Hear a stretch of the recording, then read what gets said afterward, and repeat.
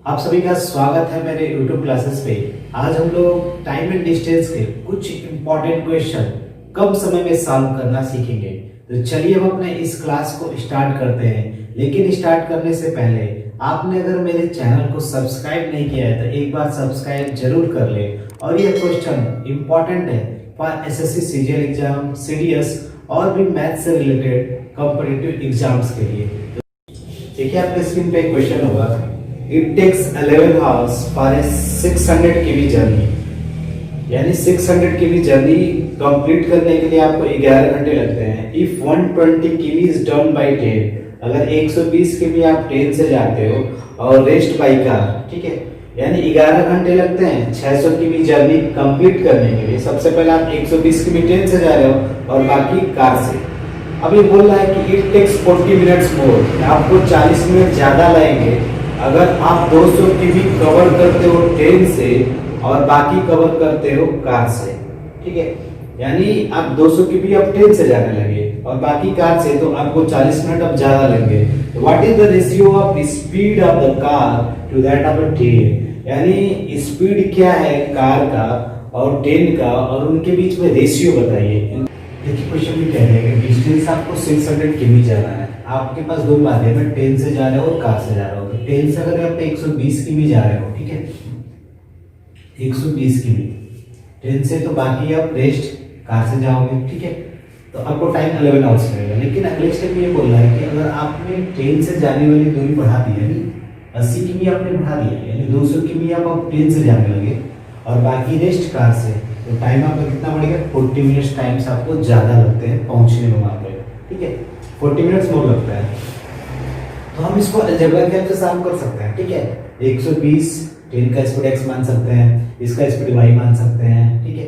फिर इसको हम सॉल्व करेंगे तो हमारा सॉल्यूशन तो आना ही है, पक्का है। लेकिन हम थोड़ा अलजेब्रा साइड पे कुछ प्रैक्टिकली सोचते हैं। तो अगर 120 km आप ट्रेन से जा रहे हो, 480 km बाई कार, तो एक चीज यहाँ पर 80 km बढ़ा रहे हो, ठीक है, तो बाई ट्रेन से इतना जा रहे हो, तो आपका टाइम कितना बढ़ जा रहा है? 40 मिनट। यानी जब मैंने ट्रेन से चलना बढ़ाया, यानी 80 km मैंने ट्रेन से चलना बढ़ाया, तो मेरा टाइम कितना बढ़ गया? 40 मिनट्स मोर हो गया।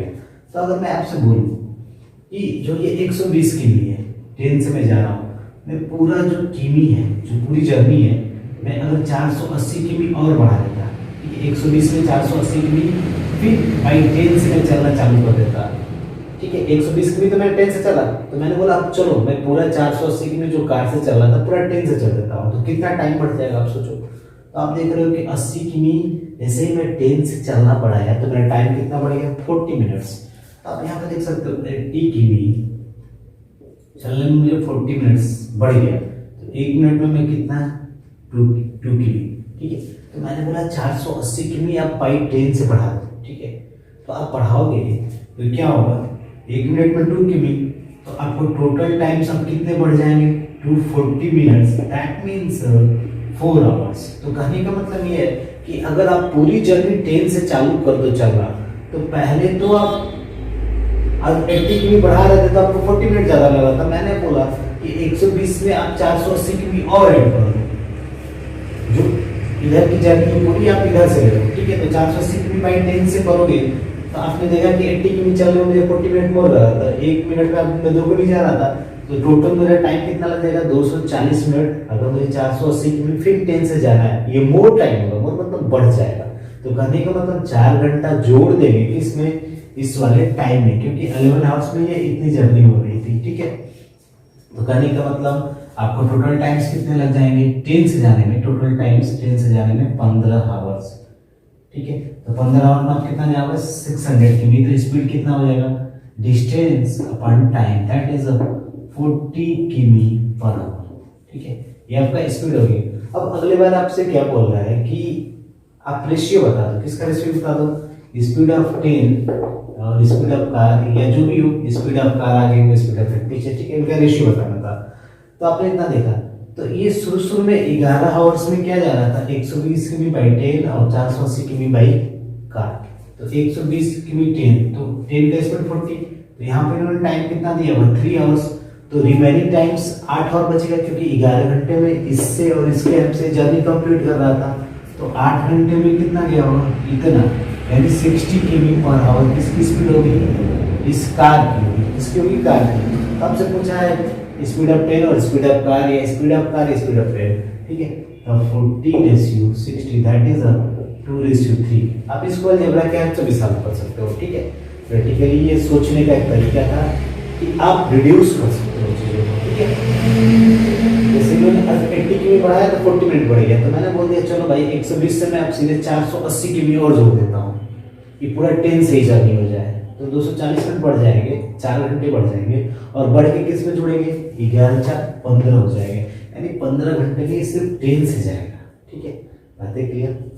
आप इसको जस्ट रिवर्स भी सोच सकते थे आप, ठीक है। अब इसको अलजेब्रा के हेल्प से कैसे सॉल्व करते हैं थोड़ा सा देख लेते हैं।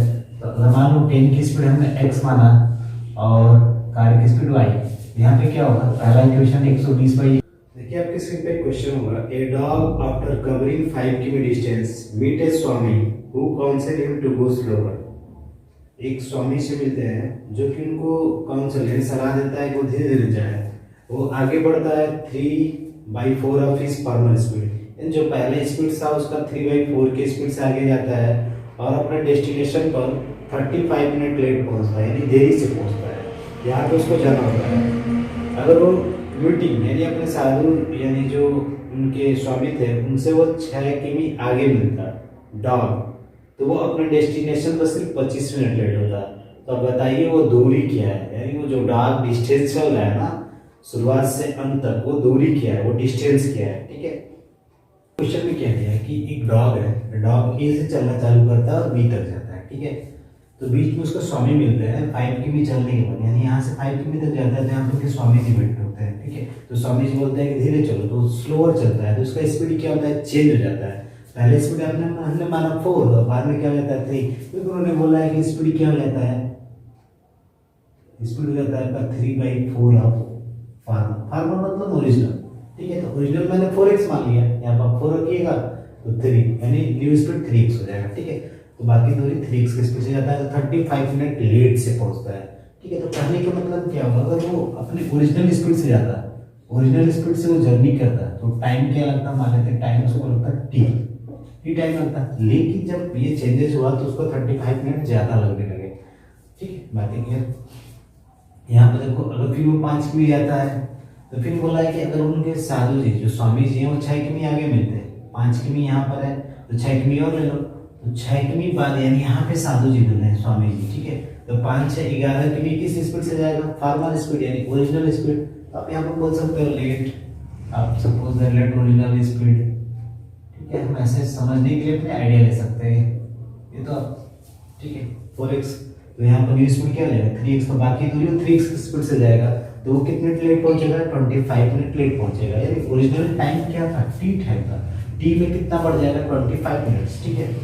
तो इस प्रकार वो अपनी जर्नी में कैसे पहुंचेगा, t + 25 मिनट, यहाँ पे क्या होगा t + 35 मिनट में पहुंचेगा, ये टोटल टाइम होगा पहुंचने का वहाँ पे, ठीक है। उतने समय बाद वो पहुंच जाएगा, ठीक है।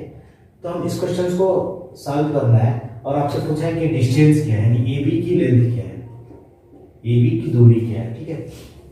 तो एक चीज देखो, हम इसको अलजेब्रा के हेल्प से सॉल्व कर सकते हैं, ठीक है। लेकिन हम अलजेब्रा से थोड़ा हटके आइडिया लगाएंगे। यहाँ पर देखिए आपका ये 5 5, ठीक है, ये दोनों 5 है, ये भी 5 है, स्पीड सेम है तो ये कैंसिल आउट, कोई मतलब ही नहीं भाई, स्पीड सेम है तो टाइम इसका भी क्या आएगा, सेम आएगा, दोनों का टाइम सेम आएगा। अब बाकी जब यहाँ पर देखो ऐसे ब्रेक कर देते हैं, ठीक है। ये 6 किमी, तो ऊपर वाला भी क्या होगा 6 किमी का ही होगा, क्योंकि रास्ता वही है, और ये बाकी दोनों भी क्या होंगे सेम। तो आप देखो यहाँ पर स्पीड इस वाले रीजन में यहाँ से यहाँ तक 3x है, लेकिन इस वाले रीजन में स्पीड क्या है आपका, यहाँ से यहाँ तक क्या है 4x है, यानी ये वाला रीजन 4x स्पीड से जा रहा है, यानी इसमें स्पीड ओरिजिनली है 4x है यहाँ से यहाँ तक में, लेकिन इस वाले रीजन में क्या है स्पीड 3x है, और इस वाले रीजन में भी स्पीड कितनी है आपकी 3x है, ठीक है। तो ये वाला भी जो होगा रीजन ना यहाँ से यहाँ तक, इनमें भी टाइम क्या होगा सेम होगा, क्या होगा सेम होगा।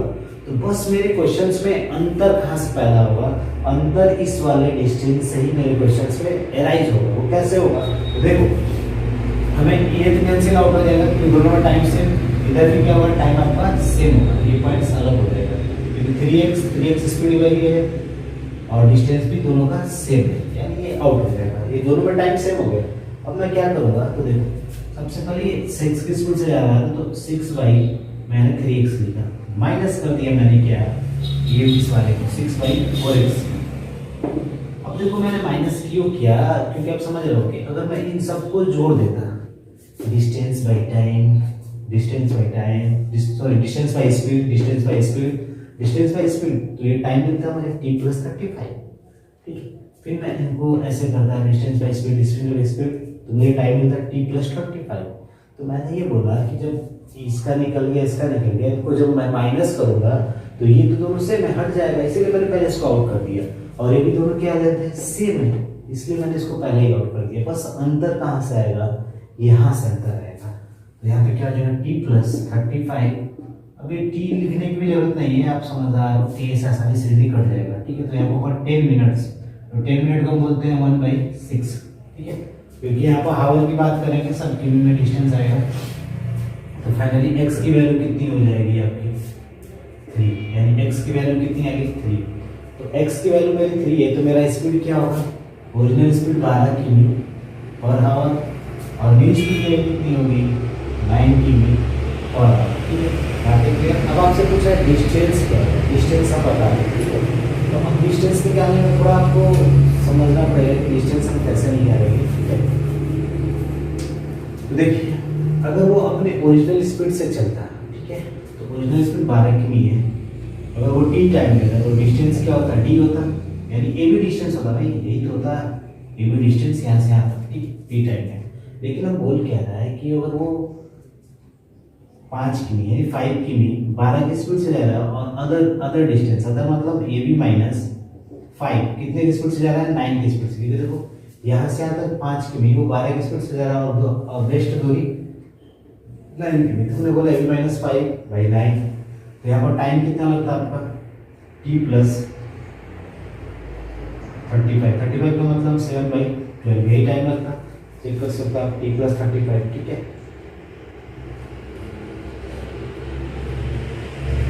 तो यहाँ पर देखो आपका ये 12t है, ठीक है, हमें क्या निकालना है a भी निकालना है, ठीक है। तो हम t को हटाने का प्रयास करेंगे, t की वैल्यू यहाँ से क्या होगी, यहाँ से आपकी t की वैल्यू होगी ab/12, ठीक है। तो यहाँ पे आप ab/12 रख सकते हो, फाइनली क्या हो जाएगा 5/12 ab/9 -5/9 ab/12 + 7/12, ठीक है। अब देखो ये ab/12 से ab/9 है, ठीक है, हम इसको इधर लाते हैं और बाकी सब चीज़ को इधर देते हैं, ठीक है। तो ab/9 आपको थोड़ा यहाँ पे कुछ करना था, लेकिन ये वाला तो इस कंसेप्ट आपको समझना ही पड़ेगा, ठीक है, क्योंकि इससे आपका टाइम बच जाता है, ठीक है। टाइम से इतना एग्जाम में लिखने की भी जरूरत नहीं है, माइंड में वर्चुअल मैप बनाते हैं और साफ कर लेते हैं, ठीक है। ये वाला थोड़ा बस आपको जानना पड़ेगा, टोटल टाइम कितना लगा यहाँ से यहाँ तक जाने में t, तो t का मतलब ab/12, ठीक है, हम समझ रहे हैं ab/12। अगले स्टेप में बोला कि 5 किमी अब जा रहे हो 12 की स्पीड से, और बाकी दूरी 9 किमी पा रहा हो, क्योंकि मैंने स्पीड पहले ही निकाल दिया, तो बाकी दूरी क्या हो। आज के लिए बस इतना ही, मिलते हैं अगली क्लास में, तब तक के लिए धन्यवाद।